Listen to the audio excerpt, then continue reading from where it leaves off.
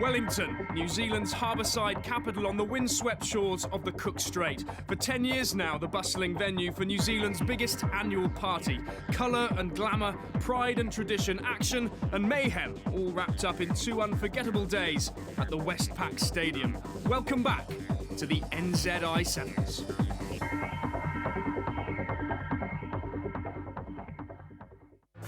So far this season, the IRB Sevens World Series has been all about one team, South Africa.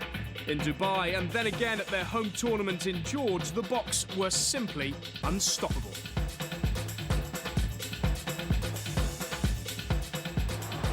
Wonderful play, South Africa. Thumping tackle by Frankie Horn.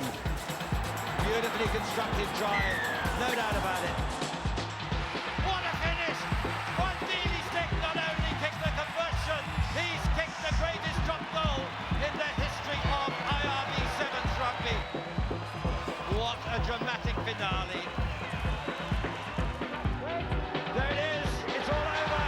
Delport kicks it over the stand, the celebrations begin. South Africa have won their home tournament. They have won 2 in a row for the first time ever.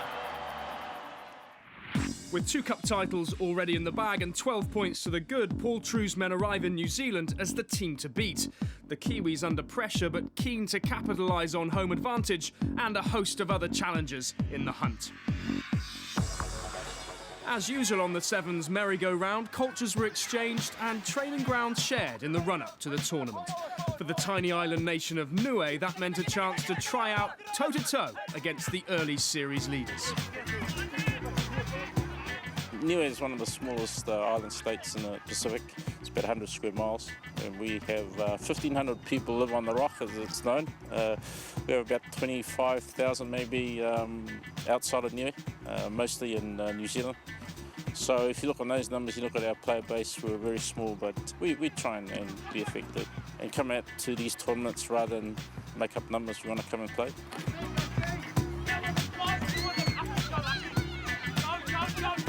We like to think that we've got a good chance, just like any other team that's down here. It was a great win for the Cooks last year, and of course they're our next door neighbours, so if they win, that makes us feel good as well. So I suppose it puts some pressure on us that we want to take a big scalp like them as well at this tournament. With only 1,500 people resident on the islands of Niue, the majority of the side live in New Zealand, but remain staunchly proud of their roots. They're also constantly on the lookout for new teammates. You guys got in Niue blood in you, come over all the time. The stage, so we'd like to thank you very much for that. So yeah, from the Niue team, 3 cheers for South Africa. Hip, hooray! Hip, hip, hooray! Hip, hip, hooray! One for all of us. Hip, hip, hooray! Sorry guys, from our side, I mean guys, it's game like this that makes us a better team. I mean, if it wasn't for you guys to give us practice, there wouldn't be a better team like this team. I mean, you guys gave us a run, you came on us, and I'm telling you, if you believe in yourself guys, you might end up going on top.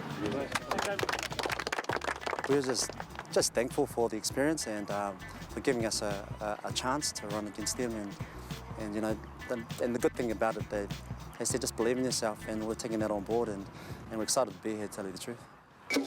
Complete with Beauty Queen and the resulting flock of fans, the Nuians joined the rest of the teams for the traditional street parade. As ever, all 16 teams were given a royal welcome as tens of thousands of fans lined the streets of the capital.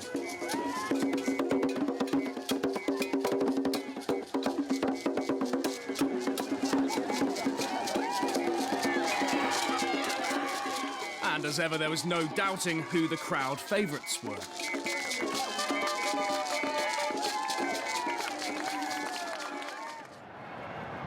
Back in action for the first time since 2006, Niue were looking to cause an immediate upset. And they find that overlap down here on the left side. He's got some toe as well.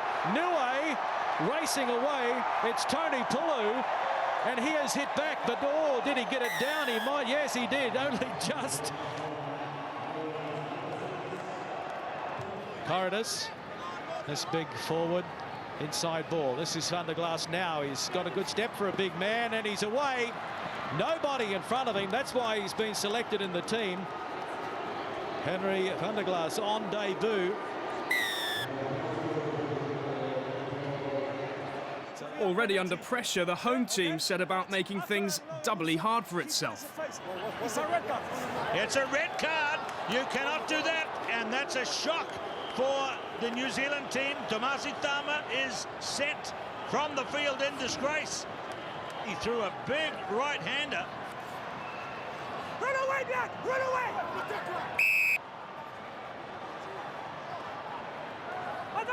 Whoa, there was a bit of a foot trip maybe by Forbes. Perhaps it was unintentional. McAtee, Rodri McAtee. Wales pressure is turned to points. Rodri McAtee. The referee has blown his whistle and he is saying that there was a foot trip, and he is 2 minutes in the bin. New Zealand are down to 5. Second half begins. It's a shock for New Zealand at the moment. 14-5, and Wales are pressurised right through so far. The first time we've seen Reece Webb on the field, and here they go again, and this time it's Ty Sally, and this is looking grim for New Zealand now. A first ever victory in sevens for Wales against New Zealand, a career highlight for one of the try scorers. I can't put into words, it's one of the best feelings we've ever had. We've beaten most of the teams on the circuit, like you say, never New Zealand. But we're a confident side. We were very disappointed with ourselves in the last tournament, not enough preparation time. So we've knuckled down, we've worked hard away from our regions with Paul John, and it's just born fruition, But with the Welsh brought quickly back down to earth by Australia, New Zealand had the chance to top the group and deny the Wallabies a quarter-final. Rakambula. Looks like New Zealand under pressure. They really mean business here. Lawrence is through! Beautiful try for Lawrence. England and Argentina both impressed in their opening matches, but only one of them could top the group.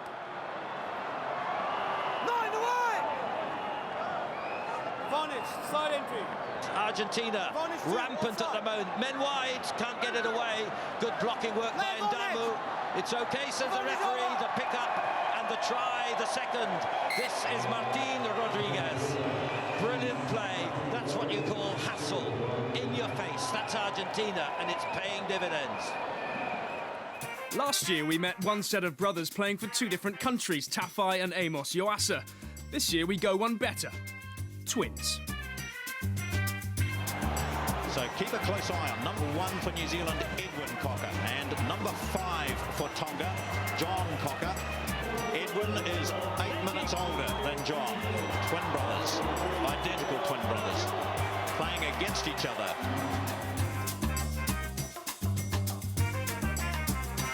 Our parents, they're from Tonga, and we were born here and decided to play for New Zealand. Well, it was kind of like a late boomer in sevens. Seeing my brother pushing through in New Zealand, I had a crack at it and didn't make the side, so I opted to play for the better country, Tonga.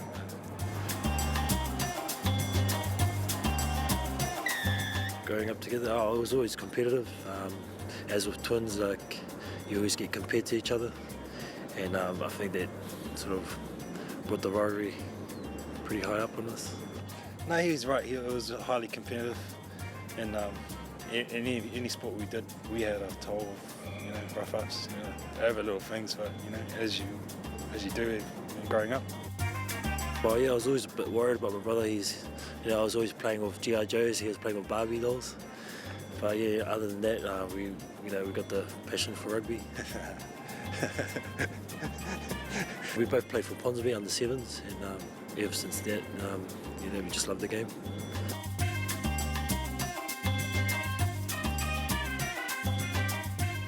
Two years ago here in Wellington at the Westpac Stadium came a very special moment for the Coker family. A lovely tribute there to John to start the match. Edwin Coker in the black leading out the New Zealand side, and his twin brother John playing for Tonga led out the men in red. It was a special occasion for us. Our captain at the time, Tafai Yoasa, he thought it would be a good idea to lead out the New Zealand team because we were playing against Tonga, and at the same time my brother was leading out the Tongan team. Oh, it was a big buzz. I don't know who at home was actually cheering on for, but yeah, it was pretty intense. It was awesome. Yeah, as he mentioned, we both captained our sides, and no, it doesn't really happen. And, no, it was awesome.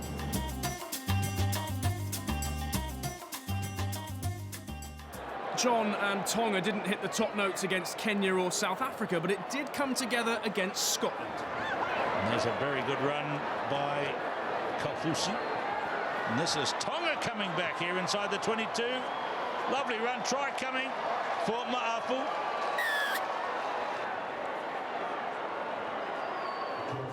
South Africa had once again looked the team to beat and appeared well on course in the tournament's only All-African clash.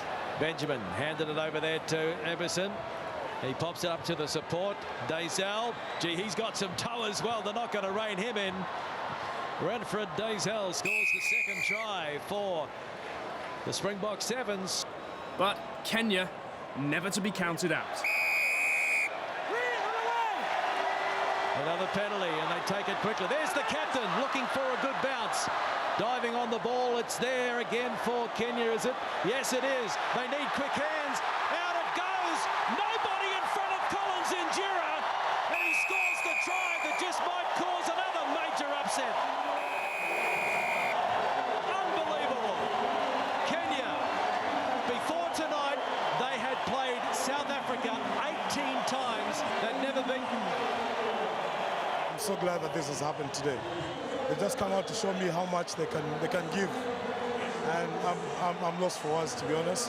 I think they played very well. They played their hearts out. I think that was a very good show. On a day of upsets, these were also testing times for Fiji. National treasure Waisale Serevi no longer involved as coach, and an array of new faces for his successor Iliesa Tanimvula to work with. A chance then perhaps for the ever-improving Americans to catch them cold. Taken by big Matt Hawkins, the big man. He's given it away to Paul Emmerich, very experienced player. Here comes Boyd, and it's a victory for USA. Justin Boyd's late try sealing a treasured win for America just 1 week before their home tournament in San Diego. To avoid the ignominy of dropping to the bowl, Fiji needed victory against island rivals Samoa. Good support play, nice pickup by Colin Asali, and there is the touch of Goneva. Bereniki Goneva, the Fijian captain. USA, Wales and Kenya then all performing heroics on an ultra-competitive first day to reach the Cup quarter-finals. Samoa and Australia unlucky to miss out. The other big guns all ready to fire on day 2. To mark this 10th anniversary series, we're testing your knowledge of the Sevens game. So, how many times have the USA beaten Fiji in the World Series to date? Is it 10, never, or twice? The answer and the climax after the break.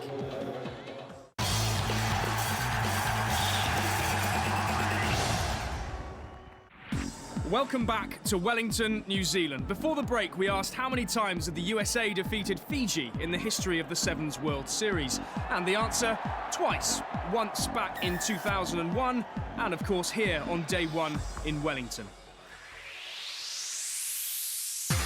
As usual, the Westpac Stadium provided the ultimate fancy dress party on day 1. And nursing a few headaches the morning after, the 35,000 sellout crowd poured back for more.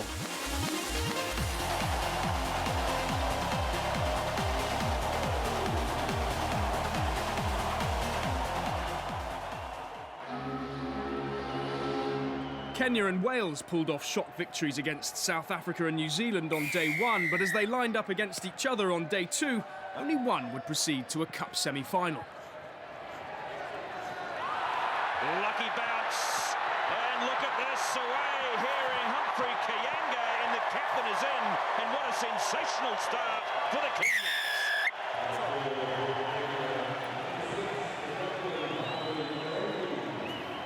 Fiji started well against England, but as so often, they had their own Sevens wizard to thank.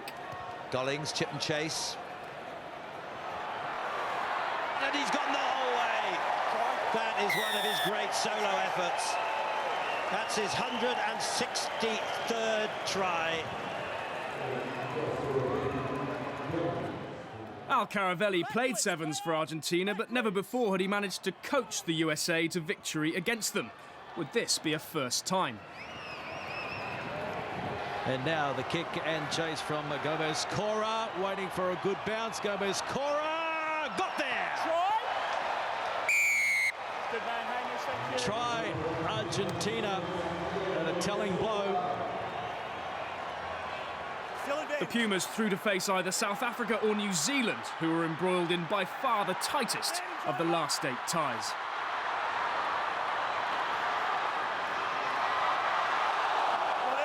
The referee has seen what's a possible foot trip, and he's stopping the clock. He might go to his pocket. What do you say at home? Red or yellow? He has taken a yellow card. They've got to make advantage of the overlap. Here it is, perhaps. To it, Tabake. Away from Horn. Wakambula. He's got someone there. He goes all the way. The New Zealanders with a prized win over the series leaders, the Kiwi crowd finally satisfied.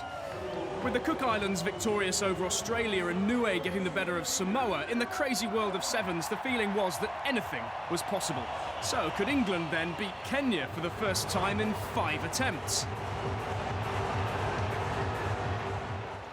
Support is in there in numbers. This is Phillips again. Barrett coming up in support. There's the chip and chase. We saw it in the quarter-final. He's going to get it again. And it's Ollie Phillips. Masterly stroke. And giving England that 2-try lead.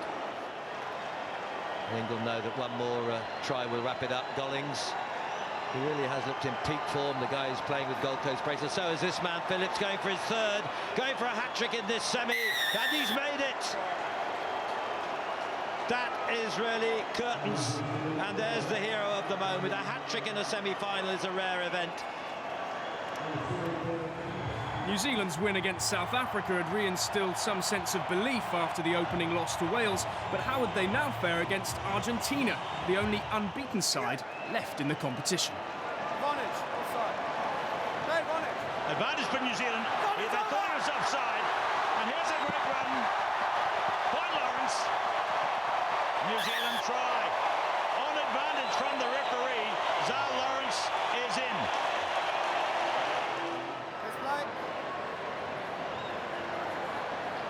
Dama, Lawrence, Rakambula, Tuitavaki, sting on the wing, Tuitavaki in. In the other finals, Scotland succeeded where Samoa had failed and beat the proud islanders of Niue. Andrew Eason crossing for 2 of their 4 tries. The Cook Islanders followed one David and Goliath win against Australia with another against Tonga to take the bowl and 2 points towards the series.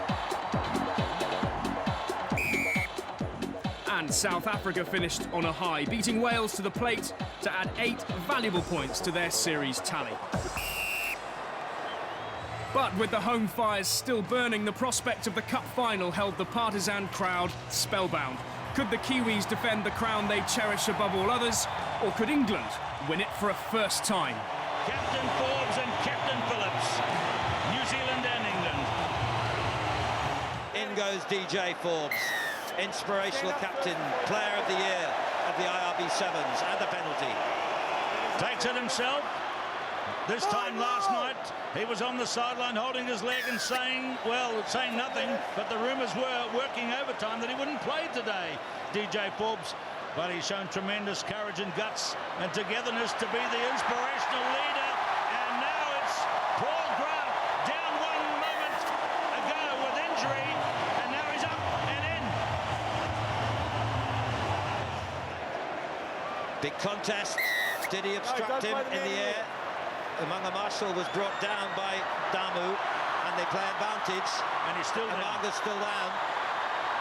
As this time on the left wing, Wanka Sadurndo, a lovely interplay. And he's not going to get caught unless inside Damu can get him. That's another great covering tackle but still problems for England here. Into the corner goes Lawrence. He's going to make it. Try number 2. Classic Sevens rugby, one end to the other.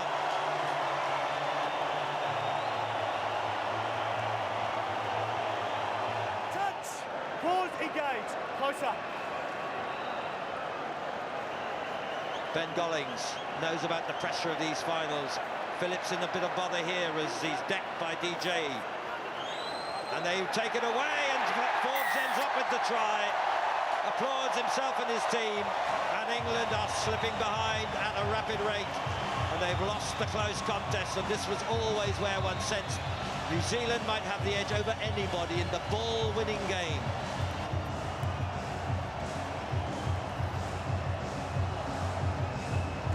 Immediately to his feet. Maul! And they've got turnover ball, knowing them just about rescue it. This is where Gollings is so shrewd. 2 little shows of the ball, wide to Vickerman, to Phillips now. Phillips goes in a race with Watkinson, Dua. This will really test the England midfield player. Here's one back for England. Brilliantly done by Ollie Phillips. What a superb. I didn't think he'd have the pace to outflank Watkinson, Dua there, but he did. He ran half the length of the pitch. No wonder Sevens is such a thrilling sport.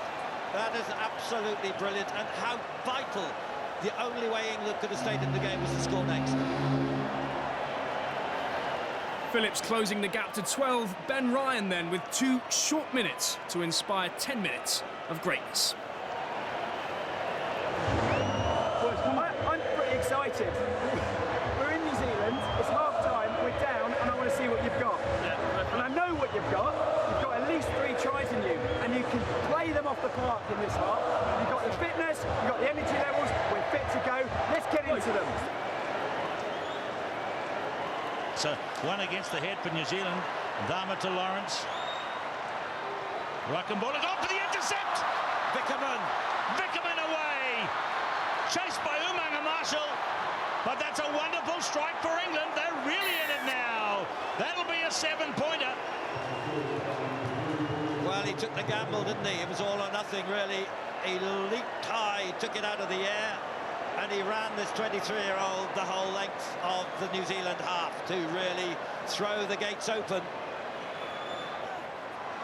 High drama to the last it's going to be. We're about 30 seconds from normal time. Not sure that's a clever tactic from Barrett. It's given the ball the last thing England needed to do. And away with Raikambula. And then on now with Mickelson. Is it going far? Mickelson goes. He could clinch it himself, but he's covered. And there's still time for another play. Not released quickly enough. England go. Any score would do. It's up to Gollings here. Ben Gollings, moment of magic or not. The support inside. Andy Vilk, the tank.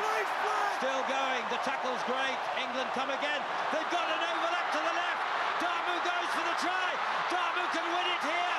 Damu scores. Salutes to the sky, to the crowd. And have England won it at the death. They dance with joy. It's level on points. It's level on points, and England can win it with the conversion. What drama. And if ever there were a man to do it and deserve it, it's this man from the British Army, Isoa Damu. What a moment.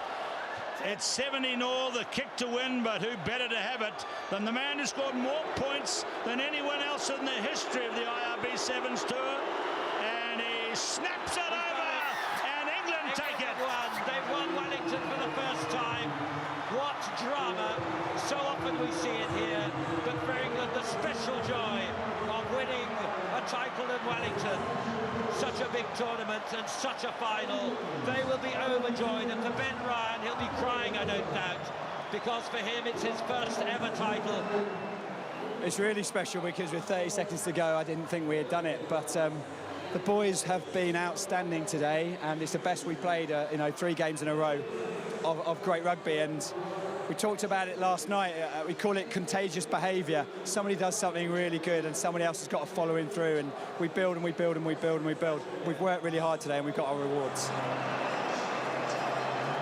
I mean, what a brilliant game. Fantastic for the crowd. Comes down last second, Hooters gone. Credit to New Zealand, they were awesome. Made it so tough for us, but we never won here before. This is massive, massive for us. England's first series win since Hong Kong in 2006, moving them up to joint second in the series table. South Africa with a slender advantage nearing the halfway stage in this 10th anniversary IRB Sevens World Series. So, as Captain Ollie Phillips lifts England's first ever NZI Sevens trophy, the series title is blown wide open. Next stop, baseball's Petco Park in downtown San Diego. We'll see you there.